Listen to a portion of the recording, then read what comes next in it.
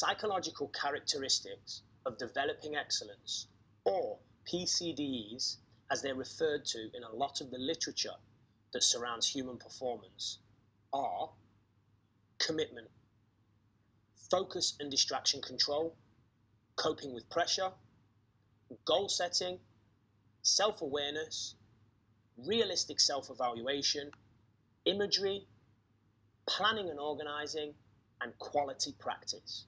Some great research at the University of Central Lancashire, led by doctors Dave Collins, Annie McNamara, and David Gressick, concludes that these behaviors are observable in performers that achieve excellence.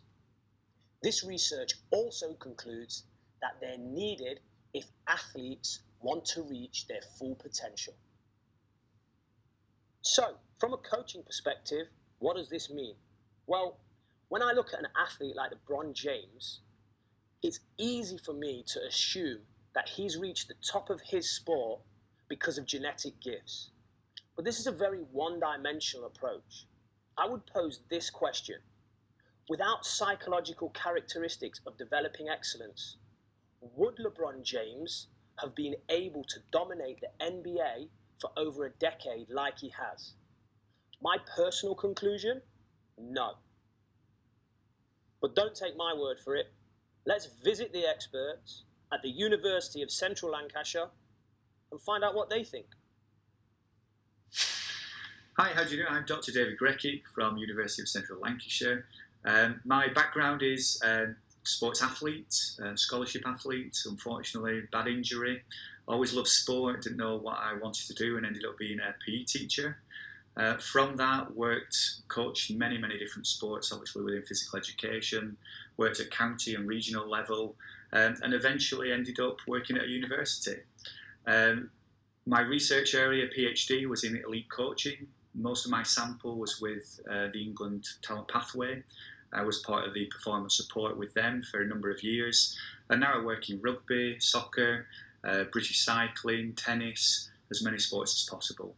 My area of study is elite coach development and how we can provide the best coaching environment, the best experience, and develop the whole athlete.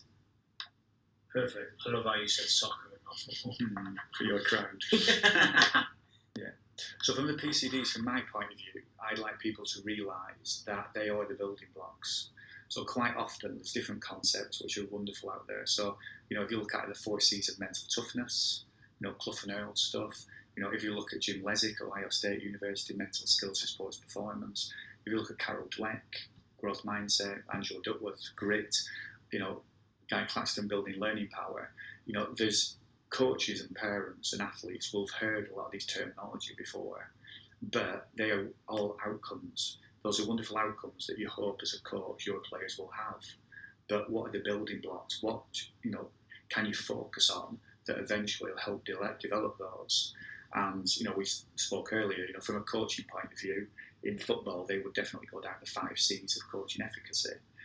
From education and from other sports, and golf, for instance, have adopted PCDEs. Based on Anya and Dave's research, these are the characteristics that will underpin elite performance in all different domains. So PCDs, for anyone that can't remember, psychological characteristics for developing excellence, and why they're so important. These are the foundations. These are the building blocks of elite performance. There are some wonderful frameworks out there. 4 C's of mental toughness.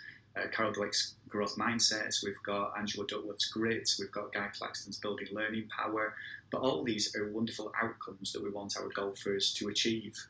But how do we achieve them? We achieve them by developing these foundation stones, and they are the psychological characteristics of developing excellence.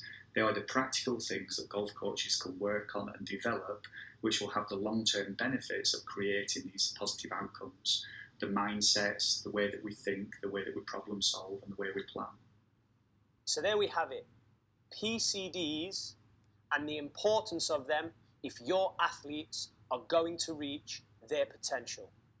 Thank you so much to Dr. Dave Collins, Dr. Annie McNamara, and Dr. David Gressick for giving up their time, passion, and energy to help us produce this content for you. Now, I have a confession to make. I used LeBron James as my first example of someone who engages in PCDEs to achieve greatness because maybe you might think he's still genetically gifted. And that's cool. But what about someone like Muggsy Bogues? He made it into the NBA and he was 5'3" and he was the 12th pick in the draft. No genetic gifts there. How did he do that? And then I'm sure there's more examples of maybe athletes that don't have these genetic gifts that achieve at the highest level. I just can't think of any right now. Ooh, I got one. I got a good one. Plays in the NFL, runs like a baby giraffe. They throw to him maybe twice a year, and he always seems to drop the ball. But I think he's got 5 championship rings. Oh, I know that dude. You know what I'm talking about? I think his name's Tom Brady. Yeah. Maybe the greatest quarterback of all time. Drafted 199? Mm-hmm. Okay, cool. Some good examples of PCDs there. I think there's another guy a bit like that. He was a walk-on to his college team. He didn't get any scholarship. And now he might be one of the greatest defensive players in the NFL. What's his name? I think he plays for the Texans. Yeah, he's got 2 letters for his first name. Oh, J.J. Watt. Yeah, that's it. Another fantastic example of the benefits of developing psychological characteristics of excellence. Are there any more? Oh, there's got to be. Oh, there's that dude who was drafted 5th in the recent NFL draft, but was only recruited by one college. Wide receiver for the Titans. Yeah, Corey Davis. Awesome, yeah, Corey Davis. Another fantastic example. Hey, do we have any from sports, perhaps, where football is actually football, where we kick it on the ground? Oh, there's got to be a couple. Let's see. The World Cup just wrapped up. The guy that played for France. Oh, N'Golo Kante in 2013 was playing Division 2 football in France, and in 2018 was going like this with the World Cup. Awesome example of PCDs. Any more? Yeah, there's got to be, let's see, Jamie Vardy comes to mind. Oh, that's right. 5 years ago, was playing non-league football, and then was a Premier League champion. Fantastic example. No genetic gifts there.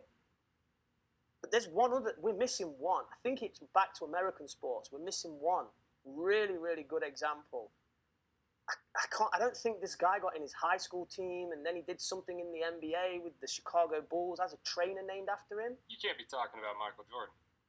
Michael Jordan.